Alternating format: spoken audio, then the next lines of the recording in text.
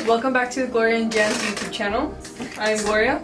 I am Jan, and today we are back with a new video. We're gonna be doing scary stories from Guatemala. So as you saw in the title, we're gonna be doing some urban legends, and if you haven't checked out our last video, you can click right here, or right here, I think it's right here, and go check that out.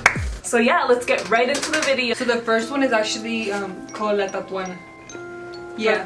La Tatuana. La Tatuana. Yeah. Story. Yeah. So they're saying it's not a ghost or a spirit. They're saying that it's like a person.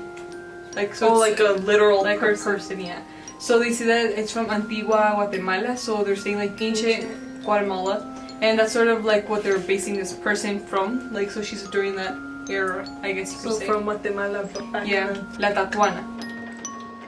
Tatuana was known to be like a very powerful witch, and they said that the reason she became to like know about all of this was because she was a slave, and they sold her to a warlock. And if you don't know what a warlock is, it's just a guy.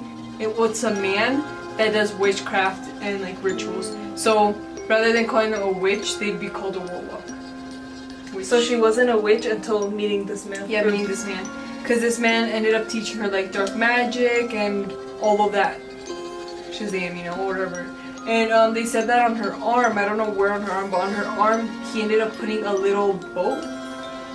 He tattooed a little boat on her. And he told her that if she ever came into any problems with the Spanish Inquisition, which was happening during that time, that little boat was going to save her. So, I don't know how this ended up happening because they said that the townspeople ended up like talking about her, and they ended up saying that she was a witch, so they put her in jail.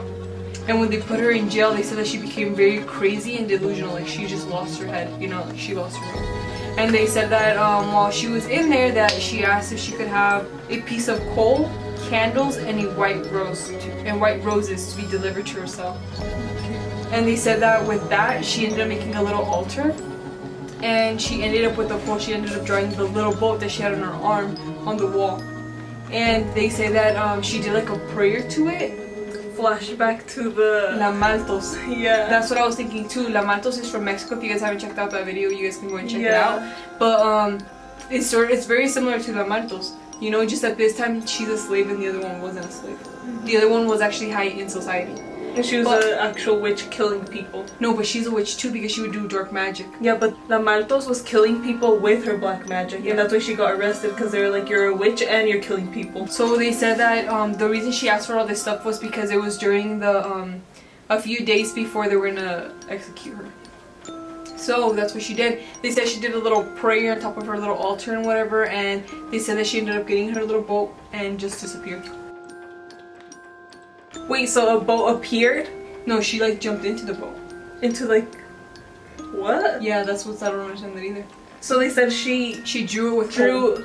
Okay, so she drew this boat and jumped into it and left. And she disappeared. She disappeared.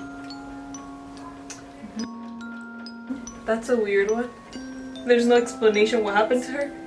She just got in the picture or what she drew in the coal and then disappeared. Okay. So the next one, La Niña de Negro, the girl in black. This story is from the early 1900s, alright? The story is called La Niña de Negro, so it's the girl in black. They say that this is something that happens annually, so annually means every year. And they say that in Guatemala City that there's a cathedral, and that all of a sudden they'll see this young girl dressed in all black. So just see her there. And they say that a lot of people sort of try to avoid her because she looks very mysterious. She also looks very fragile, and it seems like she as if like she's like worried about something, you know? Like she's like worried, scared, so concerned. Nobody knows like what's going on with this girl. And they say that she appears in the church of San Sebastian. They say that she's very mysterious because people don't really know what she does, like what's her purpose, or like what she wants to convey, you know? They don't know. So they say that some people do see her, but they just ignore her. They don't see her. But if she notices that you see her, she will walk up to you. Yeah. So they say that the behavior of this woman is that she offers gold chains to those that witness her. And upon the chain, there's a piece of paper with her address on it. So so whoever has seen her, she approaches them and she's like, oh, let me give you this. Supposedly, it's the girl's address. Yeah. I don't want to go to but they say these people, when they end up opening the piece of paper, they see that it's the cemetery's address from Guatemala. Like the city cemetery. So she's saying that she lives at the cemetery. Yeah, so she's basically saying that she's dead. But nobody knows where she comes from, who she is, or like what the purpose is. But it happens a lot. Like it happens every year. Repeatedly. Mm-hmm. Constantly. Mm-hmm. That's scary though. Oh my gosh. And nothing happens to these people that get this paper or the chain? I will not take anything from a dead girl. Well, the thing is that sometimes they don't know that she's dead.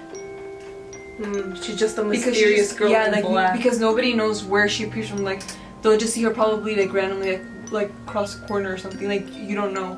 She just randomly appears. That's scary because she says if she notices, or if you notice her, she will notice you, and then she will go to you.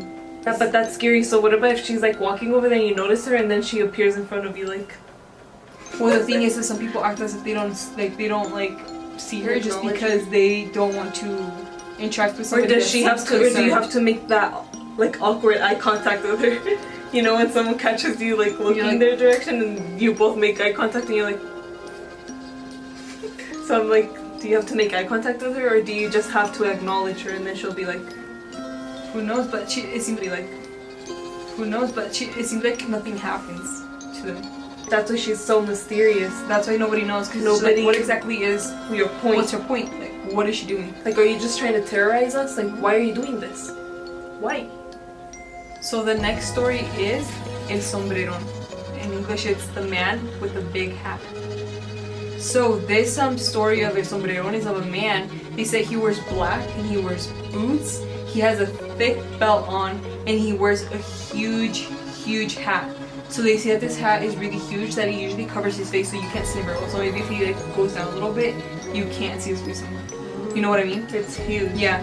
Although legends say he roams the streets of Antigua with 4 mules and a large guitar, others say that they've seen him on roads of Santa Rosa and other areas of Guatemala. So this man is seen around Guatemala. He's been seen around and around.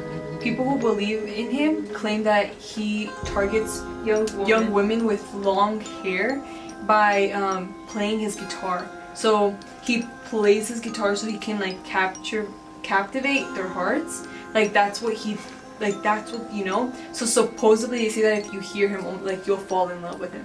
Like you'll fall in love with him. And you'll literally your eyes, because they say that he has a sweet voice and it makes you fall under a spell. Supuestamente, you know, supuestamente this is what happens. No hay que creer todo lo que escuchemos. Pues sí.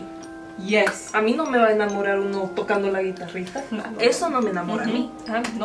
No. So they say that if a woman falls for his trap, they're gonna die. Oh my god, thank the Lord Jesus Christ that I don't fall for that. I did not see that coming. I know. It causes them to stop being able to sleep and eat. Yeah. So they like fall madly in love with him that they won't eat or sleep. And they say that he has a maña, okay? Tiene una maña. He has a habit. He has a really bad habit, alright? That he has to braid their hair. After he kills them? No. Well, I think it's during the process that they're like in love starting to die. Yeah. So he braids their hair. Yeah. So they say he has this habit, and they say sometimes too that if he passes around a town, like and you hear him, that sometimes you'll find like horses with like their hair braided and stuff like that. Yeah, because tiene maña. So they say that the only way that you can stop this guy from the only way you braiding can stop your hair. No, the only way that you can stop this guy from actually like killing you is by the women have to chop off their hair.